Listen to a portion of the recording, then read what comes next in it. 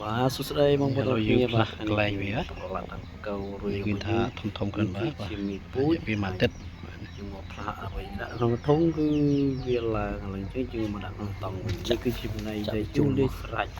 ឡូវយើងចាប់ចូលតែម្ដងបាទនេះគឺទំហំរបស់វាគឺវាជាប៉ុនជើងធូបបាទហើយវាបានមួយអាទិត្យហើយឃើញថាល្អមែនទេបាទយើងឲ្យស៊ីផ្លែឈើផងជាស្វាយ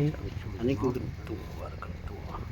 ហើយបើសិនយើងមានចំណីគុណមួយយើងដាក់ថែមទៀតមកសិន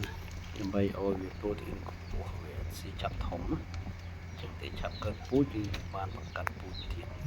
បាទនេះគឺជាតង្កូវ BSF បាទឥឡូវនេះយើងចាប់ដាក់ហើយយើងមកមើលឥឡូវស្វាយស៊ីអស់លីងនេះស្វាយទុំហើយវាស៊ីអស់អូយគ្មានតនីទេរវើនេះបាទនេះគឺថាអស់ចាតម្លងបាទវាស៊ីអស់ហើយស្វាយចន្ទីស៊ីអស់វាបឺតដូចជាតិអស់ហ្មងណាស៊ីសាច់ម៉ត់អូវាជាសាហាវវិញបងនេះបាទមានតែប៉ុណ្ណេះហើយមកវីដេអូបាទសូមអរគុណសូមជម្រាបលាបាទ